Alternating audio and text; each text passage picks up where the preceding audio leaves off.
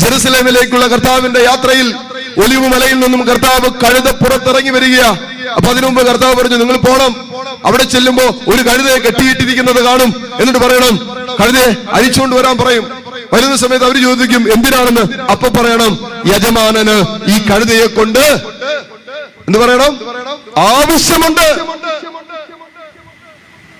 എന്റെ കർത്താവിന് കഴുതയെ കൊണ്ടും ആവശ്യമുണ്ടെന്ന്.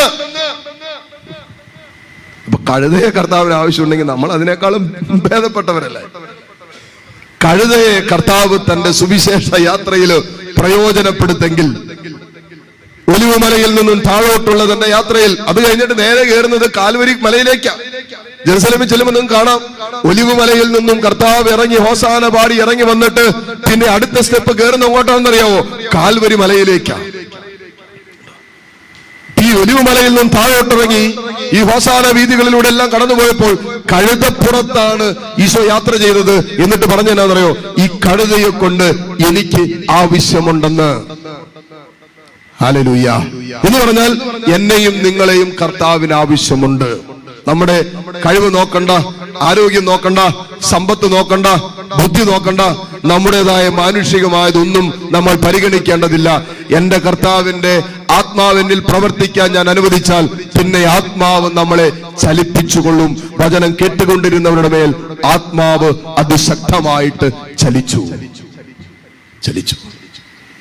ഈ ആത്മാവിന്റെ ഒരു ചലനമാണ് സെഹിയോൻ മാളികയിൽ സംഭവിച്ചതാണ് മക്കളെ നമ്മൾ ഇന്ന് ഈ അൾത്താരയ്ക്ക് മുമ്പിൽ ഒരുമിച്ച് കൂടാനുള്ള കാരണം. 2020 വർഷങ്ങൾക്ക് മുമ്പ് സെഹിയോൻ മാളികയിൽ ഒരുമിച്ച് കൂടി ഭയപ്പെട്ടിരുന്ന ഒരു ജനത്തിന്റെ മേൽ ദൈവത്തിന്റെ ആത്മാവ് ചലിച്ചപ്പോ പരിശുദ്ധ അമ്മയോട് ചേർന്ന് ദൈവത്തിന്റെ വാഗ്ദാനമായ പരിശുദ്ധാത്മാവിന് വേണ്ടി കാത്തിരുന്ന് പ്രാർത്ഥിച്ചുകൊണ്ടിരുന്നപ്പോൾ ആ ജനത്തിന്റെ മേൽ ആത്മാവ് ചലിച്ചതാണ് ഇന്ന് ഞാനും നിങ്ങൾ 2020 വർഷങ്ങൾക്കിപ്പുറം ഈ അൾത്താരയ്ക്ക് മുമ്പിൽ വിശ്വാസത്തിൽ ഒരുമിച്ച് കൂടിയിരിക്കുന്നതിന് പിന്നിലുള്ള കാരണം ഈ അപ്പസ്തോലന്മാരുടെ മേൽ ആത്മാവിന്റെ ചലനമുണ്ടായി എന്നുള്ളതിന്റെ ഒറ്റ കാരണം കൊണ്ടാണ്. ഹല്ലേലൂയ. അങ്ങനെയെങ്കിൽ ഈ ദിവസങ്ങളിൽ വചനം കേൾക്കാൻ നിങ്ങളുടെ കുടുംബങ്ങളിൽ നിന്ന് ഒരാളെ വന്നിട്ടുള്ളെങ്കിൽ പോലും നിങ്ങൾ ആശങ്കപ്പെടേണ്ട.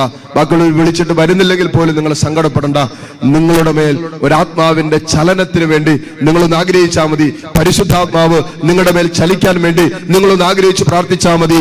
2020 വർഷങ്ങൾക്ക് ഇപ്പുറവും ആത്മാവിന്റെ ചലനം ഇങ്ങനെ നിൽക്കുന്നുണ്ടെങ്കിൽ, ആ ഓളം നിലനിൽക്കുന്നുണ്ടെങ്കിൽ മക്കളെ, നിങ്ങളിൽ പ്രവർത്തിക്കുന്ന ആത്മാവിന്റെ ഓളം നിന്റെ കുടുംബത്തിലും നിന്റെ തലമുറകളിലും ജനിക്കാനിരിക്കുന്ന തലമുറകളിൽ പോലും വിശുദ്ധിയുടെ ഓളം നിലനിൽക്കുന്ന അനുഭവങ്ങൾ ഉണ്ടാകും. എന്ന് പറഞ്ഞാൽ വിശുദ്ധിയുള്ള തലമുറകള് വരും നാളുകളിൽ ഈ ഇടവക സമൂഹത്തിൽ കൂട്ടിച്ചേർക്കപ്പെടുമെന്ന്. ഹല്ലേലൂയ. അതിന് നമ്മളിൽ ആത്മാവ് ചലിക്കണം. നമ്മളിൽ വിശുദ്ധിയുടെ ആത്മാവ് ചലിച്ചാലേ നമ്മളിലൂടെ ജനിക്കുന്ന തലമുറകൾക്ക് ഈ വിശുദ്ധിയുടെ പരിവേഷം ഉണ്ടാവുള്ളൂ. അല്ലെങ്കിൽ ഉണ്ടാകില്ല. അത് സംഭവിക്കണം. അത് ദൈവത്തിന്റെ ആഗ്രഹമാണ്. മക്കളെ ഓർത്ത് വേദനിക്കുന്ന എത്രയോ മാതാപിതാക്കൾ ഇന്ന് തിരുപ്പതി വചനം പറയുമ്പോഴും ചിലരുടെയൊക്കെ ഹൃദയത്തിന്റെ വിങ്ങൽ അനുഭവിക്കാൻ പറ്റുന്നുണ്ട്. സ്വന്തം മക്കളെ ഓർത്ത് വേദനിക്കുന്ന, കണ്ണുനീര് കുടിക്കുന്ന ചില മാതാപിതാക്കള് ഇതിനുള്ളിലുണ്ടെന്ന് പരിശുദ്ധാത്മാവ് പറയുന്നുണ്ട്. ആ മക്കൾ വീണ്ടെടുക്കപ്പെടണ്ടേ? ഇനി നമ്മുടെ ദൈവിക പരിശുദ്ധിയോടുള്ള ഒരു സമർപ്പണം ഇല്ലാത്തത് കൊണ്ടാണോ നമ്മുടെ മക്കള് ഇന്ന് ജഡികമായ അവസ്ഥയിലേക്ക് പോയതെങ്കിൽ തമ്പുരാനുവിൽ മാപ്പ് പറയണ്ടേ? വീണ്ടെടുക്കപ്പെടണ്ടേ? ഹല്ലേലൂയ. സ്വരമെടുത്ത് പറഞ്ഞേ ഹല്ലേലൂയ, ഹല്ലേലൂയ. ഉണ്ട്. വചനം കേൾക്കാൻ തുടങ്ങുമ്പോൾ തന്നെ ഉണ്ടല്ലോ ഉള്ളിലുള്ള പരിശുദ്ധാത്മാവ് മാമോദീസായിലൂടെ നമുക്ക് ലഭിച്ച ഉള്ളിൽ പ്രവർത്തിച്ചു കൊണ്ടിരിക്കുന്ന ആത്മാവ് ചലിക്കാൻ തുടങ്ങും. നമ്മളൊന്നും ചെയ്യണ്ട, വചനം കേട്ടുകൊണ്ടിരുന്നാൽ മതി. കേട്ടുകൊണ്ടിരിക്കുമ്പോൾ തന്നെ ആത്മാവിന്റെ അതിശക്തമായ ചലനമുണ്ടാകും. ആ കേൾക്കുന്ന വചനത്തോട് അമ്മ പറഞ്ഞത് എന്താ? ഇതാ കർത്താവിന്റെ ദാസി. വേറൊന്നും പറഞ്ഞില്ല. പറഞ്ഞതൊന്നും മനസ്സിലായിട്ടല്ല, ദൂതൻ പറഞ്ഞതൊന്നും മനസ്സിലായില്ല. ഒന്നും മനസ്സിലാക്കാൻ പറ്റാവുന്നതിന്, ബുദ്ധി കൊണ്ട് മനസ്സിലാക്കാൻ പറ്റാവുന്നതിന് അപ്പുറമായിരുന്നു പറഞ്ഞത്. എന്നാ പറഞ്ഞു? പുരുഷന്റെ സ്പർശനം ഇല്ലാതെ നീ ഗർഭിണിയാകാൻ പോണെന്ന് പറഞ്ഞു. ഇവിടെ ഇരിക്കുന്ന എത്ര സ്ത്രീകൾക്ക് ഇത് മനസ്സിലാവും? അല്ലേ? പുരുഷന്റെ സ്പർശനമില്ലാതെ ഇതാണ് മോളെ നീ ഗർഭിണിയാകാൻ പോണെന്ന് പറഞ്ഞ ബുദ്ധി കൊണ്ട് എത്ര പേർക്ക് ഇത് ആലോചിക്കാനും മനസ്സിലാക്കാനും പറ്റും? ഒന്നും മനസ്സിലാക്കാൻ പറ്റില്ല. എന്ന് പറഞ്ഞാൽ പരിശുദ്ധ അമ്മയ്ക്ക് ഇതൊന്നും മനസ്സിലായില്ല. ദൈവത്തിന്റെ ദൂതൻ പറഞ്ഞ വാക്കുകൾ അമ്മയ്ക്ക് പൂർണ്ണമായി ഗ്രഹിക്കാൻ പറ്റിയില്ല, മനസ്സിലാക്കാൻ പറ്റിയില്ല. പക്ഷേ ഇതൊന്നും മനസ്സിലാക്കാൻ പറ്റാത്തപ്പോഴും അമ്മ എളിമപ്പെട്ടിട്ട് പറഞ്ഞൊരു കാര്യമുണ്ട്, ഇതാ കർത്താവിന്റെ ദാസി, നിന്റെ ഹിതം പോലെ, നിന്റെ ഇഷ്ടം പോലെ സംഭവിക്കട്ടെ. ഇത് പറഞ്ഞപ്പോ പരിശുദ്ധാത്മാവ് അവളിൽ പ്രവർത്തിച്ചു. പരിശുദ്ധാത്മാവ് ചലിച്ചു, അമ്മയുടെ ഉദരത്തിൽ ആത്മാവ് ചലിച്ചു. അമ്മ ചോദിച്ചത് മനസ്സിലാകത്തുണ്ട്. അമ്മ ചോദിച്ചത് ഇതെങ്ങനെ സംഭവിക്കും? നമ്മുടെയൊക്കെ മനസ്സിൽ കിടക്കുന്ന ചോദ്യം ഇതല്ലേ. പല വിഷയങ്ങളെ കുറിച്ചുള്ള ഇത് പറഞ്ഞുകൊണ്ടിരിക്കുമ്പോഴും കേട്ടുകൊണ്ടിരിക്കുമ്പോഴൊക്കെ നമ്മുടെ ഉള്ളിൽ കൂടി പോകുന്ന ചോദ്യം ഇതല്ലേ. അച്ഛാ, ഇതെങ്ങനെ സംഭവിക്കാൻ? എന്റെ മകൻ എങ്ങനെ മാറും? എന്റെ ജീവിത പങ്കാളി എങ്ങനെ മാറും? എന്റെ മാതാപിതാക്കൾക്ക് എങ്ങനെ സൗഖ്യം കിട്ടും? എന്റെ കുഞ്ഞിന് ഈ ചെറുപ്രായത്തിലെ രോഗം, ഈ കുഞ്ഞിന് സൗഖ്യം കിട്ടും? ഇതെങ്ങനെ സംഭവിക്കും? എന്റെ ഭാവി, എന്റെ നാളെ, എന്റെ കടബാധ്യതകള് ഇതെങ്ങനെ മാറും? ഇത് നമ്മുടെ മനുഷ്യ മനസ്സിനെ വല്ലാതെ പിടിച്ചുലയ്ക്കുന്ന ഒരു ചോദ്യമാണ്. ജീവിതത്തിന് അതുപോലെ മാനുഷികമായി ബുദ്ധി കൊണ്ട് പരിഹരിക്കാൻ പറ്റാത്ത ജീവിതത്തിന്റെ പ്രതിസന്ധികളുടെ നടുവിലൂടെ കടന്നു പോകുമ്പോ മനുഷ്യന്റെ ബുദ്ധി, ചിന്ത, ആലോചന ചോദിക്കും, ഹൗ ക്യാൻ ദിസ് ഹാപ്പൻ? ഇതെങ്ങനെ സംഭവിക്കും? ഇതെങ്ങനെ സംഭവിക്കും? അപ്പോ അമ്മ ചോദിച്ചു, ഇതെങ്ങനെ സംഭവിക്കും? മനസ്സിലാകുന്നില്ല, ഗ്രഹിക്കാൻ പറ്റുന്നില്ല. പുരുഷനുമായിട്ട് എനിക്കൊരു ബന്ധമില്ല, മനസ്സമ്മതം കഴിഞ്ഞോളൂ, അവിടെ മനസ്സമ്മതം കഴിഞ്ഞാൽ ഒരുമിച്ച് ജീവിക്കാൻ പറ്റില്ല, വാങ്ങാൻ കഴിഞ്ഞാലേ പറ്റുള്ളൂ. നമുക്ക് അങ്ങനെയൊക്കെ തന്നെ അല്ലെ? അപ്പോ ഇതെങ്ങനെ സംഭവിക്കും? ഞാൻ പുരുഷനെ അറിയുന്നില്ലല്ലോ. അറിയുക എന്ന് പറഞ്ഞാൽ ബിബ്ലിക്കൽ അർത്ഥം എന്ന് പറയുന്നത് പുരുഷനുമായിട്ട് ഞാൻ ബന്ധപ്പെട്ടിട്ടില്ലല്ലോ എന്നാണ്. ഒറ്റ വാക്കിൽ പറഞ്ഞാൽ പുരുഷനെ അറിയുന്നില്ലല്ലോ. To know is to relate, ബന്ധപ്പെടുക എന്നുള്ള അർത്ഥമാണ് ബിബ്ലിക്കൽ ലാംഗ്വേജിലുള്ളത്. അപ്പൊ ഞാൻ പുരുഷനെ അറിയുന്നില്ല, പുരുഷനുമായിട്ട് ഞാൻ ബന്ധപ്പെട്ടിട്ടില്ല, പിന്നെ ഇതെങ്ങനെ സംഭവിക്കും? അവിടെയാണ് ദൈവത്തിന്റെ ദൂതൻ പറയുന്നത്, പരിശുദ്ധാത്മാവ് ചലിക്കുമ്പോ, ആത്മാവ് പ്രവർത്തിക്കുമ്പോൾ ഇത് സംഭവിക്കും. വേറൊരു ഉത്തരവില്ല. നിങ്ങളിപ്പോ എന്റെ അടുത്ത് ചോദിക്കുക, അച്ഛാ ഇതെങ്ങനെ സംഭവിക്കും? I don't know. എനിക്ക് പറയാൻ ഒറ്റ കാര്യമുള്ളൂ, ആത്മാവ് ചലിച്ചാൽ ഇത് സംഭവിക്കും. ഇതും സംഭവിക്കും. പരിശുദ്ധാത്മാവ് ചലിച്ചാൽ ഇത് സംഭവിക്കും, ഉറപ്പാണ്.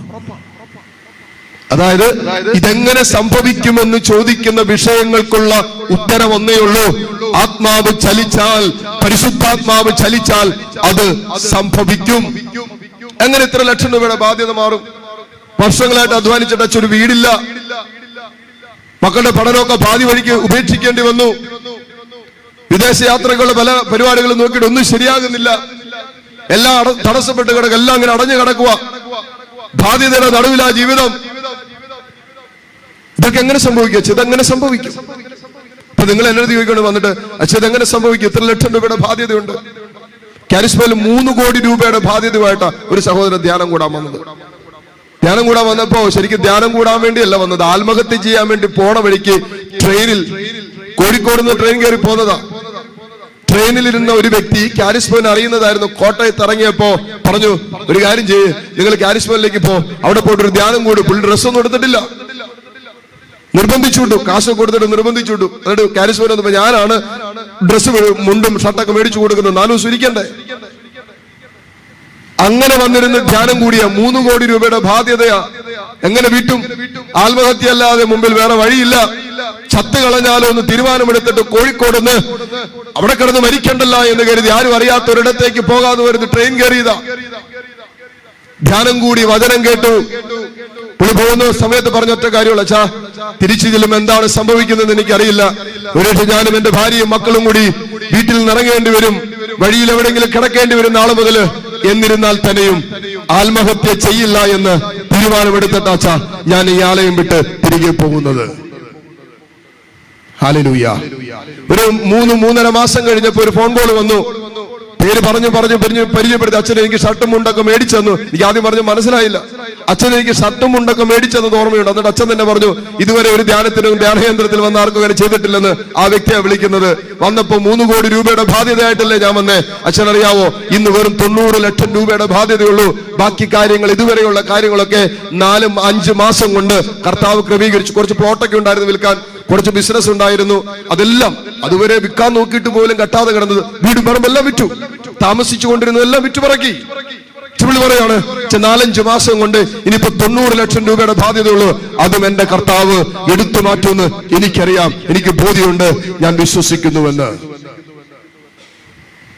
ഇതെങ്ങനെ സംഭവിക്കുമെന്ന് ചോദിച്ചാൽ എനിക്കറിയില്ല.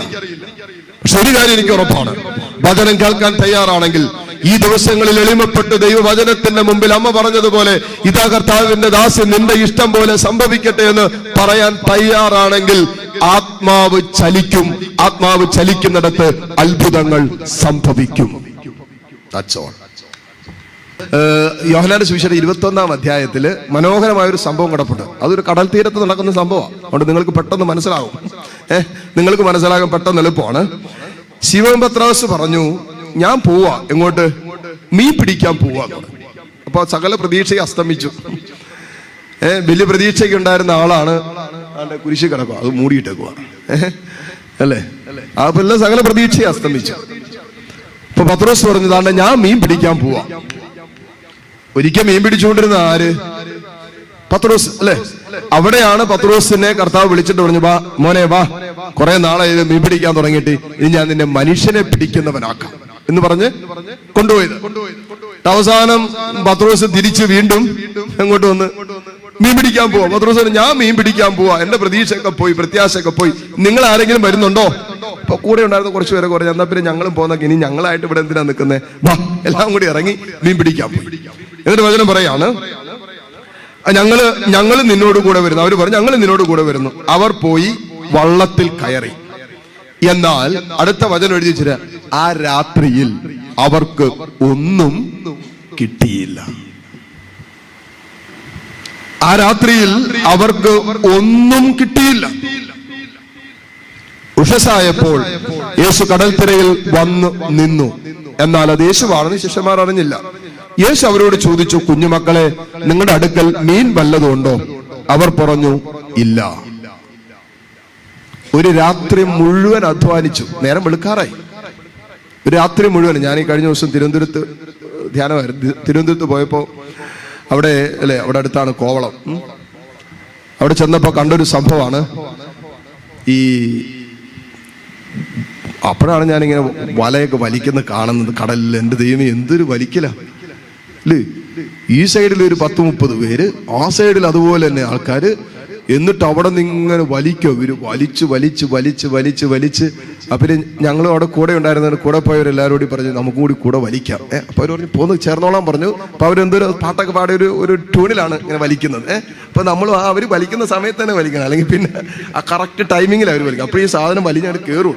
അപ്പൊ ഞങ്ങളും കൂടെ നിന്നിട്ട് ഞങ്ങളും അതിന്റെ കൂടെ നിന്ന് കുറച്ചു നേരം വലിച്ച് ഇത്. അപ്പൊ ഇതിനകത്ത് എന്താണെന്ന് കാണാനുള്ള ഒരു ആകാംക്ഷ ഒന്നുണ്ട്. കാരണം ഞങ്ങൾ ചെന്ന് മണിക്കൂറുകളായിട്ട് വലിച്ചുകൊണ്ടിരിക്കുന്ന വലിയ പോലെ ഇതിങ്ങനെ അത് വലിഞ്ഞിങ്ങനെ വന്നുകൊണ്ടിരിക്കുക. രണ്ട് സൈഡിൽ നിന്ന് ഇവർ വലിച്ചുകൊണ്ടിരിക്കുക.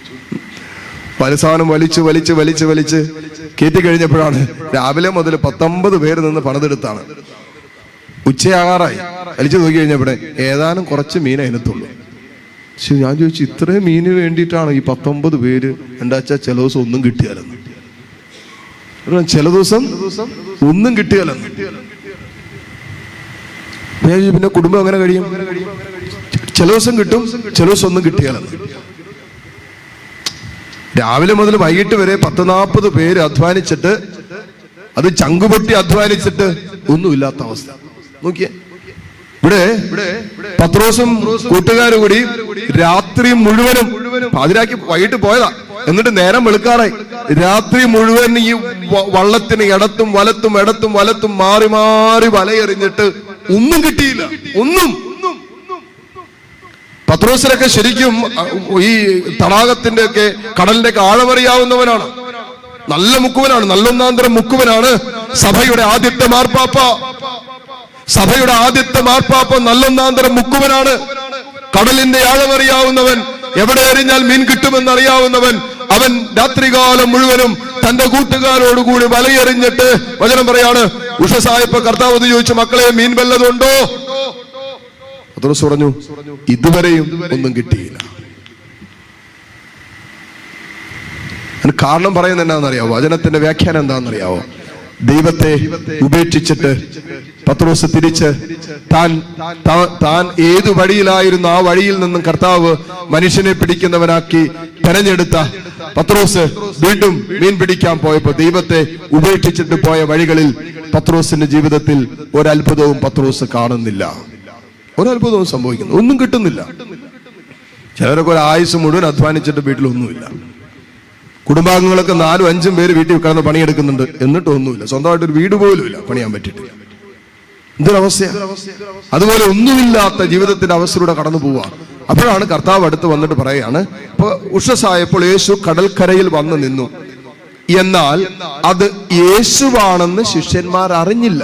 നോക്കണേ, യേശു ഇങ്ങനെ പ്രഭാതം പൊട്ടി വീഴുന്ന സമയത്ത് ഈശോ വന്ന് നിൽക്കുക. ഇവര് നോക്കിയിട്ട് അത് യേശുവാണെന്ന് അവർക്ക് മനസ്സിലായില്ല. കാരണം എന്താ? ദൈവത്തിൽ നിന്ന് അകന്നു. എന്റെ സ്പിരിച്വൽ വ്യാഖ്യാനമാണ്, അവിടെ കണ്ണുകൾ മൂടപ്പെട്ടു പോയി, ആത്മീയ അന്ധരായി മാറി. യേശു ഫ്രണ്ടിൽ നിന്നിട്ട് മനസ്സിലായില്ല. യേശു തൊട്ടടുത്ത് നിൽക്കുക, എന്നിട്ട് മനസ്സിലായില്ല. യേശു 3 വർഷക്കാലം കർത്താവിന്റെ കൂടെ നടന്നു. നമുക്കൊന്ന് ആലോചിച്ചേക്ക്, നമുക്കാണെങ്കിലും കുറച്ചകലത്തിൽ നമ്മളറിയാവും, നമ്മുടെ കുടുംബാംഗങ്ങൾ ആരെങ്കിലും നിന്ന് കഴിഞ്ഞാൽ നമുക്കറിയാം, അതാണ് എന്റെ അപ്പൻ അവിടെ നിൽപ്പുണ്ട്, എന്റെ അമ്മ അവിടെ നിൽപ്പുണ്ടെന്ന് കൃത്യമായിട്ട് അറിയാൻ പറ്റും അല്ലെ? ഇത് 3 വർഷക്കാലം കൂടെ നടന്നിട്ട് ഇവർക്കത് മനസ്സിലായില്ല. കാരണം അവര് ആത്മീയ അന്ധത ബാധിച്ചു പോയി, ദൈവത്തിൽ തകർന്നു, ആത്മീയ അന്ധരായിട്ട് മാറി.